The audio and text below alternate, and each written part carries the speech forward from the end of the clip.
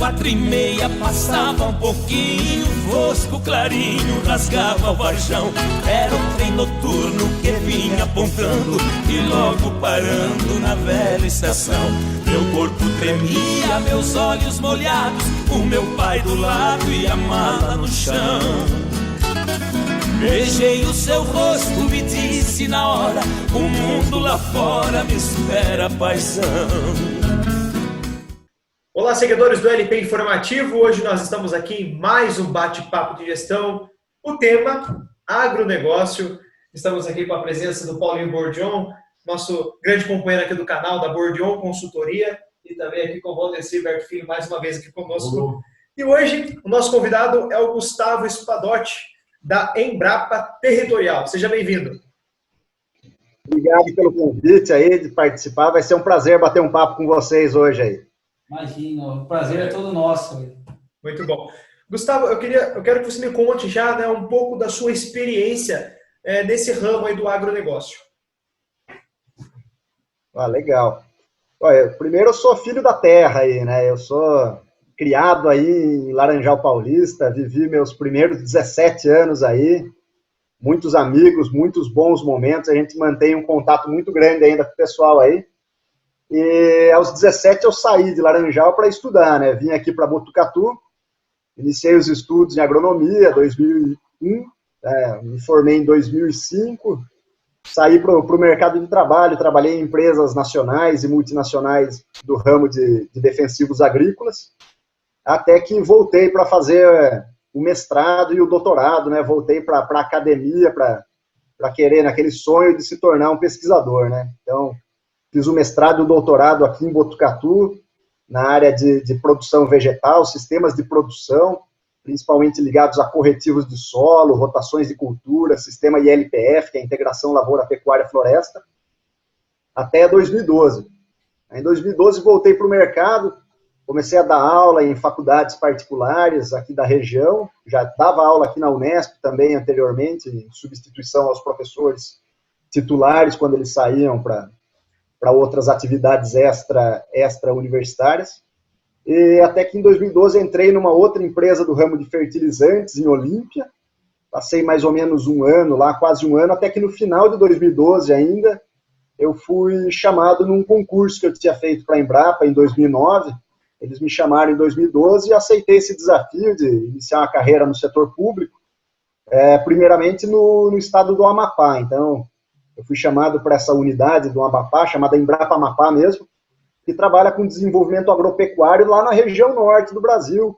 Principalmente, eu trabalhei mais especificamente na parte de expansão da produção de grãos, arroz, feijão, milho e soja, num ambiente de cerrado que tem lá na região norte. Muitas vezes muitas pessoas não conhecem bem a região, acham que região norte, a Amazônia é uma floresta só, e não é, né? Nós temos mais de 50 fisionomias de vegetação na região norte, principalmente no bioma Amazônia, dentre as quais temos ambientes de cerrado lá, como a gente tem aqui na região centro-oeste, boa parte de Laranjal. Laranjal é uma zona de migração entre Mata Atlântica e Cerrado. Tem regiões em Laranjal que é Cerrado, tem regiões que é Mata Atlântica, aqui em Botucatu a mesma coisa. E lá na região norte eu trabalhei num ambiente de cerrado dentro do bioma Amazônia. Então, experiência ímpar mesmo de levar desenvolvimento agropecuário para uma região, uma fronteira agrícola, né? Sempre prezando pelo equilíbrio entre produzir e preservar. Então, esse sempre foi o mote da minha carreira, tentar levar desenvolvimento agropecuário, produção, riquezas para o homem do campo, mas sempre mantendo essa pegada da sustentabilidade, da preservação dos recursos naturais, preservação da vegetação, e de acordo com a lei ambiental vigente no Brasil, hoje o Código Florestal, né? Então, tentando sempre trazer esse equilíbrio. Até 2015, no final de 2015, eu retornei aqui para o estado de São Paulo, fui chamado para a Embrapa Territorial, tá? Então, uma unidade totalmente diferente da Embrapa, ela trabalha basicamente com informação. Então, o grande desafio nosso nessa unidade é transformar o dilúvio de informações que nós temos, esse Big Data, né? Muitas fontes de informação, a gente tem que filtrar isso para saber o que é importante realmente, trabalhar essas bases de dados para entregar para o homem do campo, para os atores da sociedade rural, uma informação precisa, correta, no momento certo, para o ator certo. Para a gente conseguir levar essa inteligência territorial estratégica e transformar ela numa ferramenta de gestão. Então, esse é o grande link que a gente faz, é transformar a inteligência em ferramentas de gestão territorial. Ou seja, passar de um big data, e a gente chama do right data, ou seja, a informação certa para a pessoa certa. Esse é o grande desafio que nós temos lá nessa unidade da Embrapa. Nós trabalhamos uma sinergia muito grande com o governo federal, então atendemos diretamente demandas do Ministério da Agricultura, da Presidência da República, dos gabinetes de segurança institucional e até mesmo de outros ministérios, como o Ministério da Infraestrutura, Ministério do Meio Ambiente, Ministério da Economia. Então trabalhamos nessa sinergia muito entre o setor agropecuário e as informações estratégicas do governo federal. Não esquecendo também dos nossos grandes parceiros do setor produtivo. Ou seja, temos muitos contatos com a ProSoja, a CNA, a Brapa, o pessoal da produção do algodão, setor canavieiro, a Única, diversos segmentos do agronegócio ligados à pecuária, à Crimate, associações estaduais, como é o caso da FAPESP, da FAENG em Minas Gerais, da FAEPA no Pará. Então, essas entidades de classe estaduais também muitos nos demandam, mas sempre primando por um objetivo simples, concreto e direto, que é melhorar a sustentabilidade e a competitividade do agronegócio brasileiro. Então, a gente acredita que, levando essas ferramentas de gestão para o agricultor, nós temos a oportunidade de transformar o Brasil não só de uma perspectiva futura de ser um celeiro do agronegócio, mas realmente transformar a gente no maior player na produção de alimentos do mundo. Bem, você é supervisor, então, de gestão estratégica na Embrapa Territorial. Explique um pouco, né, o que é a Embrapa e a sua importância. Bom, a Embrapa é uma empresa, então é uma empresa de capital misto. O principal acionista dela é o governo federal, mas ela é uma empresa. Então, por ser uma empresa, ela tem uma jurisprudência totalmente diferenciada, de forma a poder estar atuando dentro do mercado. Ou seja, nós somos como se fosse, por exemplo, a Petrobras. Nós temos uma possibilidade de atuar dentro do mercado. Então, a Embrapa, como um todo, trabalhando sempre em prol do agronegócio, ela tem inúmeras ferramentas. Nós somos 45 centros de pesquisa espalhados pelo Brasil todo. Estamos em todas as regiões, todos os biomas, praticamente todos os estados brasileiros têm uma unidade da Embrapa, sempre levando tecnologias, produtos e serviços para o mercado e para os parceiros do agronegócio, desde associações até para o agricultor mesmo, aquele agricultor familiar.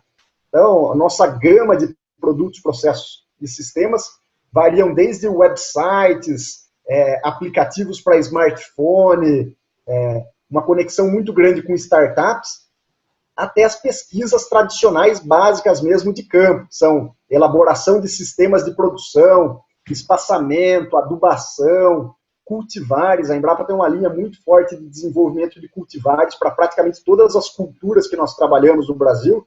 Nós temos desenvolvimento de cultivares, ou seja, sementes com genética específica, material brasileiro, colocados no mercado, de modo a atender todas as especificidades que o agronegócio brasileiro tem em todo o seu território, né? Então, para exemplificar, uma cultivar de soja, de milho que vai bem no Rio Grande do Sul, ela não vai bem aqui no estado de São Paulo, nem vai bem em Roraima, por exemplo. Então, nós temos que fazer toda uma adaptação de sistemas de produção e de genética de materiais para conseguir colocar esses produtos e transformar o agronegócio brasileiro como um todo. Então, nós temos que pensar em todo o território. E aí entra a expertise da nossa unidade, que é a Embrapa Territorial, é levantar dados específicos de cada um dos nossos territórios produtivos, de modo a integrá-los em territórios equipotenciais e equiproblemáticos, então compreendendo qual é a dinâmica de cada um desses territórios, levando a inteligência territorial estratégica como subsídio, ou seja, interligando um quebra-cabeça que é composto por 5 grandes quadros, de quadro natural, o quadro agrário, o quadro agrícola, o quadro de infraestrutura e o quadro socioeconômico, montando esse quebra-cabeça para gerar informações assertivas dentro de cada um desses territórios. Passado esse momento de inteligência territorial, entra no meu setor específico, que é o meu setor de gestão territorial. O que a gente faz no setor de gestão? A gente transforma essa inteligência em práticas, produtos e processos para o homem do campo. Ou seja, elabora estratégias, seja de política pública ou seja de política privada, para a gente conseguir atingir lá a ponta, que é o agricultor, levando tecnologia para o aumento da competitividade e sustentabilidade da produção dele. Tá? Como que a gente faz isso? Tem inúmeras ferramentas de transferência de tecnologia, que seja de captação, recebimento dessas informações num setor de prospecção de demandas, até transformar essas demandas apresentadas para a gente em ferramentas e soluções tecnológicas e não tecnológicas a serem adotadas pelo produtor rural. Então esse é o grande mote da nossa unidade. Eu coordeno um setor hoje, conta com 10 pesquisadores e analistas, é um time extremamente capacitado, que une experiência, temos pesquisadores de longa data da casa, com mais de 30, 35 anos de Embrapa já, até jovens promessas aí do cenário agrícola brasileiro, de modo a aliar essa experiência e a juventude numa característica muito interessante também de multidisciplinaridade. Então temos, eu, por exemplo, sou engenheiro agrônomo, mas lá no meu time nós temos um engenheiro florestal, focado principalmente na parte de biomas, de sequestro de carbono, temos a parte de economia, socioeconomistas muito fortes, temos geólogos, geógrafos trabalhando lá dentro também. Então é uma equipe multitemática mesmo, que consegue aglutinar dentro dessa expertise que a Embrapa tem para gerar soluções para o agronegócio brasileiro. Tá? Eu acho legal essa parte da Embrapa. Até nós comentamos em outro vídeo que nós estávamos aqui gravamos do agronegócio e tudo mais. E um dos motivos para ir buscar o Guga, que é o cara que daqui de Laranjal, é amigo nosso, até nós estudamos praticamente juntos, né? Que eu estava numa sala à frente, você acho que estudou com a minha esposa, e a gente estava falando alguma coisa, o pessoal, eles falaram, viu, a gente precisava conversar com alguém da Embrapa. E na hora veio você, aí ficou conversando com o network nosso, dos amigos e tal, aí chegamos até você. E o que eu acho interessante da Embrapa, cara, que nem você que está trabalhando ali, essa difusão de tecnologia não é de hoje, né? Isso aí vem da década de 70, 80, 90 e vem trazendo, e o grande momento que a gente passa no agronegócio hoje é devido a esse trabalho e tudo isso que você vem falando. Então, é interessante o trabalho e a questão da importância de tudo isso. Eu quero dar até um parabéns por vocês, pelo seu trabalho, porque que nem se falou, esse quebra-cabeça. É uma fusão de informação, de competência, de tecnologia e que coloca à disposição do produtor rural. Então, essas grandes produtividades que existem no mercado, que existe hoje, de fato, é pelo trabalho que foi desenvolvido pela Embrapa. E você colocou coisas aí que são interessantíssimas. Pela questão de distribuição territorial do país. Então, tem várias unidades têm o seu perfil de pesquisa e que desenvolve. E na questão de chegar até o produtor, como que vocês fazem essa disseminação para chegar aqui na ponta? Essa é uma pergunta que eu acho legal para a gente abordar. Como que funciona? Legal. Nós temos, assim, duas interações muito grandes com o público propriamente dito, com o agricultor propriamente dito. Um é para o pequeno agricultor. Quando a gente vê, assim, a agricultura familiar, geralmente a Embrapa vai atrás dele. Então é a Embrapa levando essas tecnologias que ela desenvolve, oferecendo para o pequeno agricultor, indo atrás dele. E um segundo ponto é para os médios e grandes agricultores que já entram mais em esquemas de cooperativa, de associações de classe. Aí como é que é essa demanda? Eles se juntam, verificam qual o problema geral daquela cooperativa ou daquela entidade de classe e trazem essa demanda para dentro da Embrapa. Eles batem lá e falam, ó, estamos precisando de tal solução tecnológica, estamos precisando de uma cultivar nova, de um fertilizante novo, de um sistema novo de produção, precisamos explorar uma nova região que a gente, ela está inexplorada agora, mas que a gente acredita que tem um potencial. Então, é a demanda que vem de fora. Então, são essas duas mãos. Uma é a gente atrás dos pequenos agricultores, porque eles são pequenos e precisam desse incentivo maior, e a outra é responder às demandas apresentadas pelo agronegócio. Isso acontece em tempo real, é todo dia, toda hora, essas demandas e essa corrida atrás, elas estão sempre acontecendo.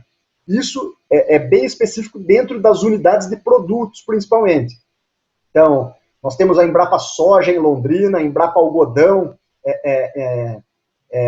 lá no Nordeste, temos a Embrapa Cerrados, por exemplo, que cuida de todo esse bioma, lá perto de Brasília, em Planaltina. Temos diversas unidades que têm focos específicos. Então, elas são muito mais responsivas, principalmente a essas demandas. A nossa unidade, por trabalhar mais com esse conjunto total do território brasileiro, ela tem uma interface muito maior, principalmente com o setor governamental e com as grandes entidades de classe, com as grandes demandas. A parte de pequenos agricultores, agricultura familiar, a gente tende a atender mais ou menos a região mais próxima, principalmente com soluções na parte de smartphones, essas soluções mais tecnológicas, abarcar tecnologias dentro de aplicativos, basicamente. E os sistemas de inteligência que nós deixamos à disposição. A gente tem um sistema, por exemplo, www.embrapa.br/CAR, CAR, que é o Cadastro Ambiental Rural. Nós temos todas as informações referentes à parte de preservação do meio ambiente lá. Outra tecnologia voltada mais à logística agropecuária, disponível em www.embrapa.br/macrologística. É uma parte que a gente oferece dados de produção e escoamento das safras, um sistema que está lá à disposição de todo o público, e que identifica obras prioritárias para o desenvolvimento pós-porteira, ou seja, como aumentar a competitividade nossa na pós-porteira, saindo da parte de produção, mas para o escoamento da produção propriamente dito, tá?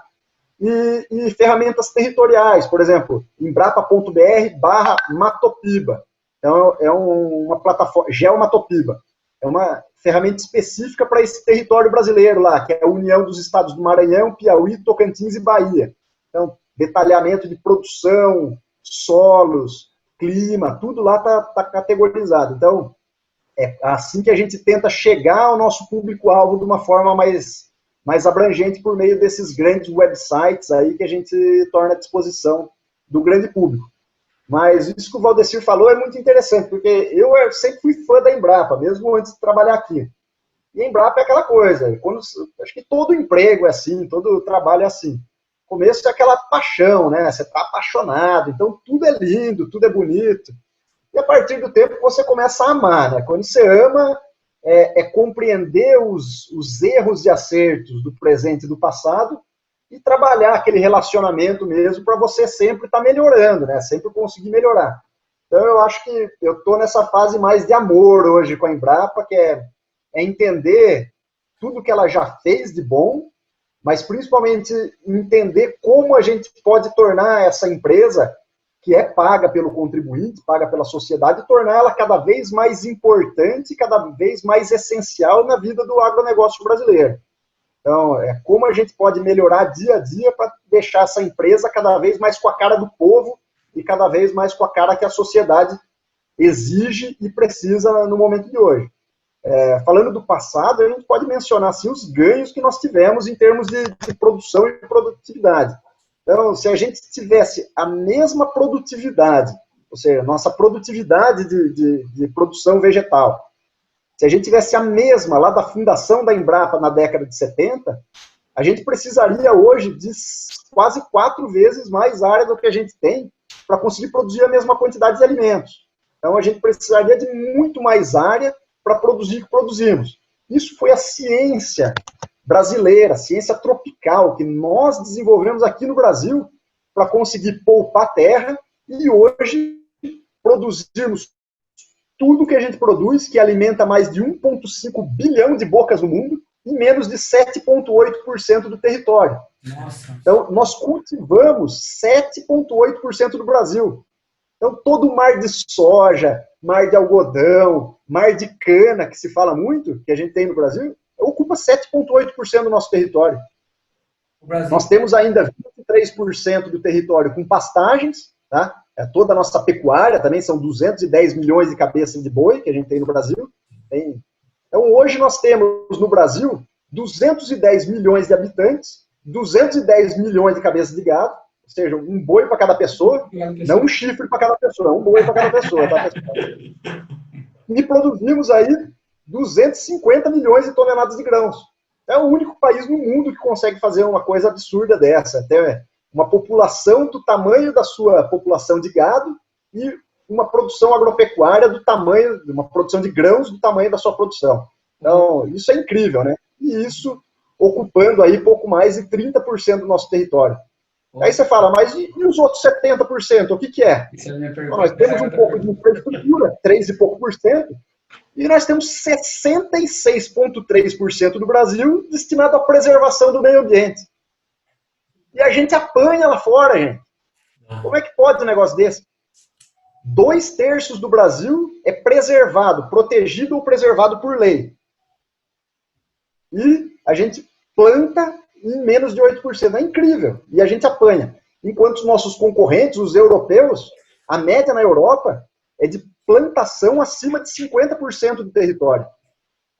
As áreas preservadas deles são ínfimas. No território europeu inteiro, menos de 10%.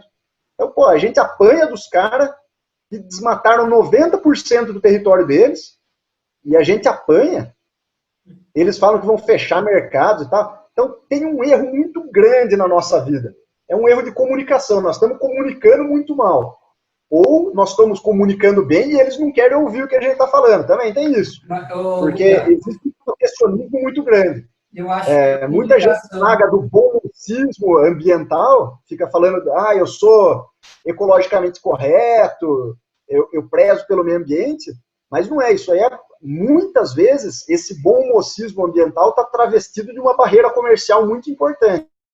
Então, o Brasil hoje está pleiteando uma vaga para conseguir ter um livre comércio com a União Europeia, e o principal motivo de segurar isso está sendo questões ambientais. Foi pautado até na ONU aí durante essa semana, está sendo pautado na ONU esse acordo.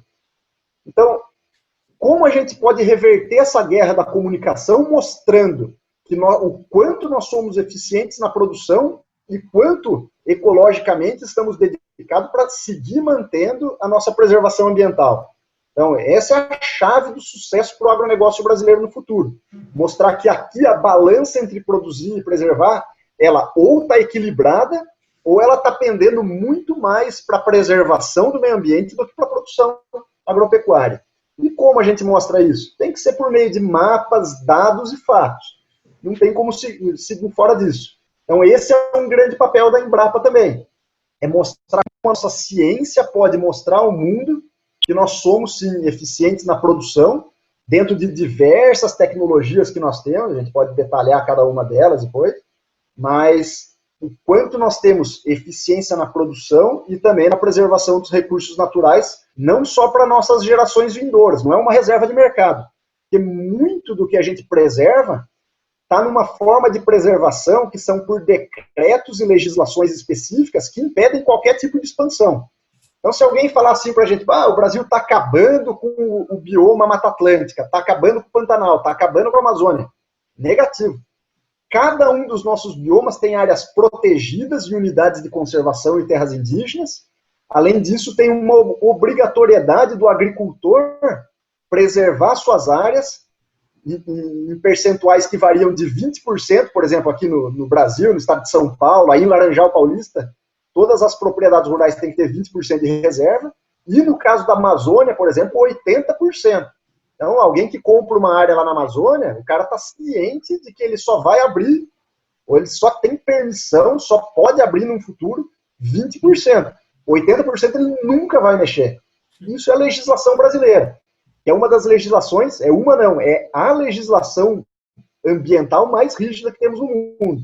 Então é mostrar isso para o mundo, mostrar que vamos seguir produzindo e principalmente que vamos seguir preservando. Tá? Essa comunicação, essa batalha da comunicação é muito importante. Viu, Guga? Mostrar isso pro mundo, né? Mas esses dados nem o próprio brasileiro conhece esses dados, né? A gente está falando o que poderia fazer para conhecer. Eu mesmo trabalho com gestão, faço implementação ambiental e tudo, e eu desconhecia esses dados. O Brasil é quase que líder mundial em agronegócio, um dos, né? Cultivando 7% e preservando 60%, é algo assustador de bom, né? E o próprio brasileiro desconhece essa informação. E eu acho, assim, que se eu estiver errado em alguma coisa, você corrige, que é mais uma visão.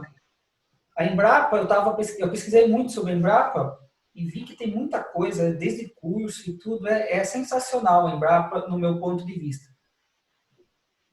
Porque tem pouca unidade da Embrapa no Brasil que é excelência nisso. Qual que é o motivo da Embrapa não fazer parte como se fosse um banco em quase todas as cidades, chegar mais perto do produtor, porque a gente que convive com bastante produtor rural, muitos nem conhecem a Embrapa. Se conhecesse, mudaria muito.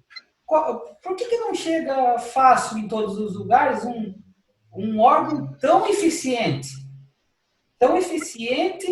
e tão ético? Eu fiz até alguns cursos da Embrapa esses dias, é sensacional. E aqui, acho que na região, a Embrapa mais perto que tem, se eu não me engano, você vai me corrigir, que eu achei foi Campinas, parece. Não sei se tem Piracicaba. Por que falta um órgão tão importante desse no Brasil? Qual o motivo? É verba do governo? Ou você tem alguma explicação para isso? Eu sim. O estado de São Paulo ainda é um estado muito privilegiado, né? Nós contamos só lá em Campinas temos 2 unidades da Embrapa em Campinas, temos 2 unidades da Embrapa em São Carlos e mais uma unidade da Embrapa em Jaguariúna, que também é ali perto de Campinas também. Então nós temos a Embrapa Instrumentação Agropecuária, fica em São Carlos, a Embrapa Pecuária Sudeste, fica em São Carlos, a nossa unidade Embrapa Territorial fica em Campinas, tem a Embrapa Informática também em Campinas e a Embrapa Meio Ambiente em Jaguariúna. 5 unidades só aqui no estado de São Paulo. Mas o papel da Embrapa, ela não é especificamente estar junto do produtor no dia a dia. Esse é um fato interessante, porque assim, como a Embrapa aparece para o produtor rural? Ela aparece naquela forma. Qual a cultura que o produtor... Vamos supor uma cultura. Fala uma aí para mim. Milho, que é bastante aqui. Milho, exatamente. A Embrapa Milho e Sorgo fica lá em Minas Gerais, em 7 Lagoas. Mas ela gera sementes para o Brasil inteiro. Então você tem tecnologia dentro de cada grão de semente, cada semente de milho que é plantada, tem tecnologia Embrapa lá. Seja no melhoramento genético da Embrapa, ou seja no melhoramento genético de outras empresas, como, sei lá, a Pioneer, a Down AgroScience, a Decalb e assim por diante. Todas elas, em algum momento da pesquisa genética dela, acessou algum germoplasma da Embrapa para desenvolver aquela semente. Ótimo. Aí a gente tem mais um ponto. A gente tem a adubação que vai ser feita nessa cultura. Muitos dos boletins de pesquisa que geraram a recomendação de adubação foi gerada por pesquisa da Embrapa. Os fertilizantes que estão indo lá no solo passaram por alguma pesquisa prévia de validação pela Embrapa. O espaçamento que está sendo adequado, seja de 45 centímetros, 50 centímetros, 90 centímetros, passou por alguma pesquisa dentro da Embrapa. Os defensivos agrícolas que estão sendo aplicados lá foram testados e validados pela Embrapa. A forma que ele está sendo aplicado, o tipo de bico que vai no pulverizador, passou por alguma pesquisa da Embrapa. A colheitadeira que está lá fazendo todo aquele processo de colheita, aquela trilha, separa, qual que é a velocidade do vento para soprar aquela palha, qual que é o tamanho da malha para não perder o máximo de grão, passou por uma pesquisa da Embrapa. Então, a Embrapa está presente em praticamente todo o processo agropecuário que está lá dentro desse sistema de produção de milho. Mas independente de tal cara, eu lá, o cara da Embrapa ali do lado do agricultor. Então, o nosso papel é o quê? É a pesquisa, é a ciência por trás do agronegócio brasileiro. Mas não só pesquisar, porque pesquisar e deixar lá no livro, deixar num paper publicado numa revista científica, isso não vale nada também. A gente tem que pesquisar, gerar resultado de publicação, para ser avaliado entre os pares, mas principalmente capacitar o agricultor e capacitar principalmente o extensionista rural da região. Então, o papel da Embrapa é muito mais estar junto com a Casa da Agricultura do município, então, levar essa informação em forma de palestra, de aula, de capacitação, de publicações, para que o cara lá da Casa da Agricultura, eu não sei ainda mais se o meu grande amigo Geraldo Colete, aí da Casa da Agricultura, se ele trabalha ainda, eu acho que ele já aposentou já. Mas eu tenho certeza que muito das tecnologias que ele levava para o pessoal aí do campo em Laranjal eram tecnologias desenvolvidas pela Embrapa, mas não só pela Embrapa, também pela faculdade, pela Unesp, pela USP, pela Unicamp, também pelo IAC, o Instituto Agronômico de Campinas. Então, essa pesquisa agropecuária, ela tem esse papel de gerar tecnologia, é mostrar para o homem do campo que sim, é possível produzir e como, da melhor forma possível, para ele ter a melhor rentabilidade e a maior lucratividade também. Tá? E também ninguém gosta de produzir e ter prejuízo, né? Então, se não tiver competitividade, de nada adianta, né? Como que está a atualidade, então, do agro brasileiro? Resumidamente. A atualidade do agro. O agro brasileiro deu show, né? Deu um show. Essa pergunta A gente fica feliz de ver uma mensagem passada na ONU, como foi o discurso ontem do presidente do Brasil, do presidente Bolsonaro. Ele passou uma mensagem muito bonita, que foi o seguinte: muitos setores pararam, mas como nunca o agro não parou. Então, o agronegócio brasileiro despontou no meio da pior pandemia. Isso, né? Exatamente. No pior momento da economia mundial, no maior colapso da economia brasileira, no meio da maior pandemia da história da humanidade recente, o agronegócio foi lá e perseverou, sabe?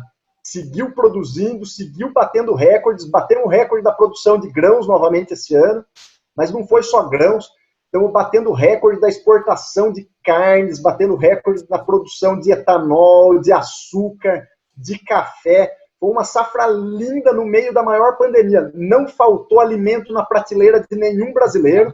Claro, muitos brasileiros padeceram com a falta de renda, principalmente. Então, teve uma queda na renda, na captação, desemprego, foi uma coisa muito horrível. Mas não faltou alimento em nenhum município brasileiro.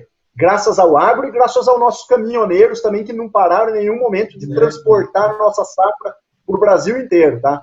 Então, foi um momento ímpar, assim, estava todo mundo muito apreensivo como ia ser esse momento, mas eu acho que o agro brasileiro despontou com um show mesmo.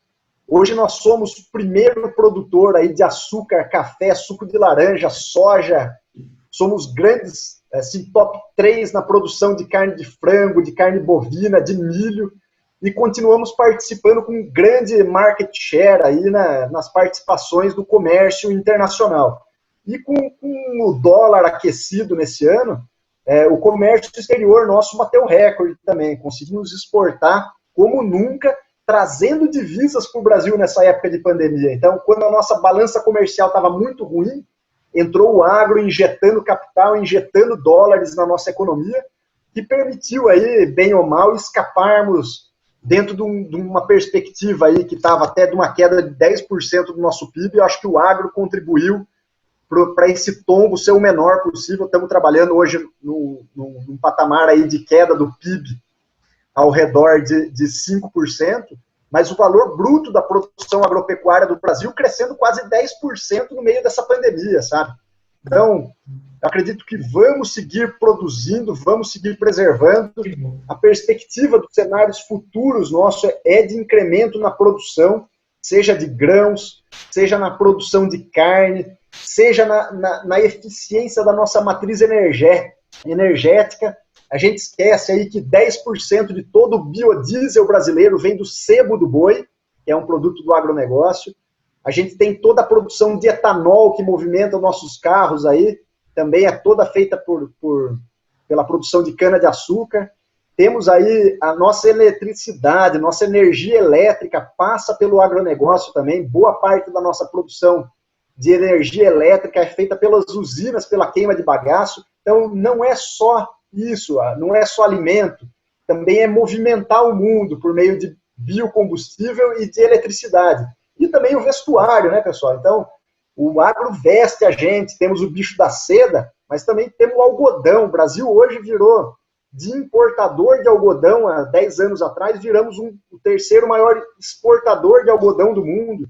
Então, temos, assim, perspectivas fantásticas dentro do agronegócio. Um último caso que eu posso citar, assim, que é muito emblemático, o Brasil, o preço do milho estava muito ruim, e como a gente fazia isso, o preço baixo, não estava compensando mais o agricultor produzir, a Embrapa deu toda uma mão tecnológica aí também para a gente conseguir transformar o milho em etanol também, sem perder a qualidade de transformar o milho em ração. Então a gente processa o milho, transforma ele em etanol também, tá? Que pode ser utilizado não só para combustível, mas para outras fontes, e ainda sobra o DDG, que é utilizado na ração, tá? Então, é o agro, hoje no boi, se a gente pensar num boi hoje, a gente aproveita tudo, até o berro dele a gente bota aí para fazer novela, o Rei do Gado, qualquer coisa aí, porque aproveita tudo. A pata do boi vai para fazer botão de camisa, o berrante faz com chifre. É a segunda vez que eu falo de chifre já hoje, né? Minha esposa tivesse criada aí tranquila ali, cuidando dos filhos enquanto a gente está falando. Mas a gente utiliza o couro do boi, o sangue do boi vai para a fabricação de alimentação para pets. O osso do boi é utilizado para diversos fins, não só para culinária, mas também para ligas. O tutano do boi a gente gosta de comer também, mas ele vai para a produção de cosmético, muito desses cremes que a mulher passa no rosto para ficar bonita, frondosa para a gente aí, tem tutano de boi. Então, o agronegócio brasileiro é incrível. Não existe nada no agro brasileiro. Ele está presente em 99% de tudo, vamos falar assim. Do cotidiano, de cada um. A gente tem uma parceria com o Valdecir, com o Edson, eu com o Edson há mais tempo, a gente com o Valdecir pelo agronegócio, pela importância que o agro tem no Brasil, que é o orgulho do Brasil, é o agronegócio. Isso é um fato e ninguém tira isso. E a hora que você falou que chegou a arrepiar algumas horas e falar que o Brasil é uma potência, e você falou também da crise que o agro não parou.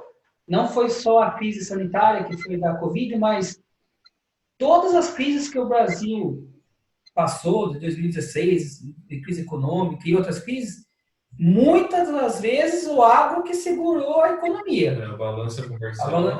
O agro nunca deixou ninguém desamparado.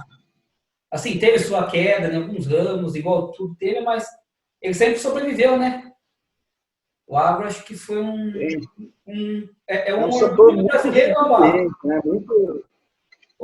E outra, assim, só para encerrar, eu quero agradecer, Gustavo, pela disponibilidade, que eu sei que não é fácil disponibilizar uma hora para estar passando essa informação. E não só uma informação, mas uma informação de credibilidade absurda. Então, assim, obrigado por...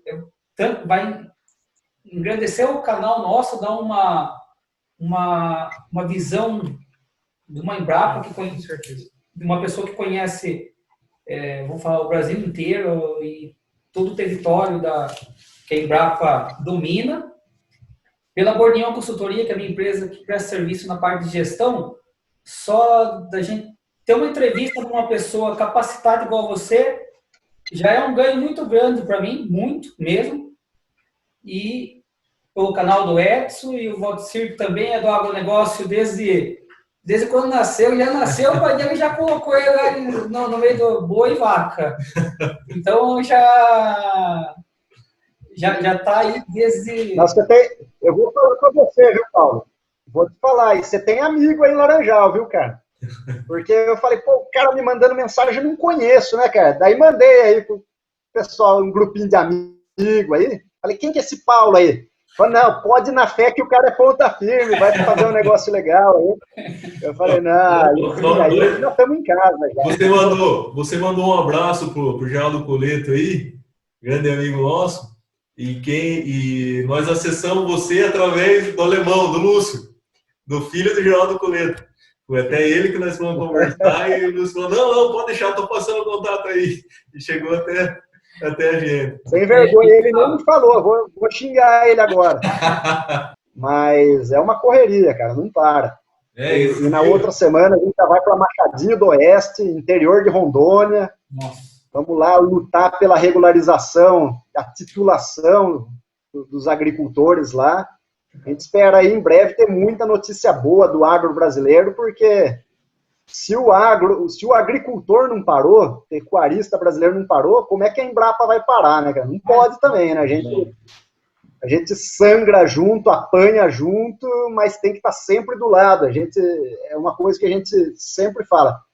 O túmulo de cada funcionário da Embrapa, túmulo de cada um que deixa essa vida, vai para uma melhor, tem que estar escrito, sempre teve do lado do agricultor brasileiro. Gustavo, agradeço a sua participação aqui, nosso tempo já está meio que estourado. Agradeço, então, e agradeço também os meninos aqui por mais essa entrevista aqui nesse bate-papo de gestão. Valeu, um abração, tudo de bom aí para vocês. Muito obrigado. Valeu, Guga. Foi um prazer.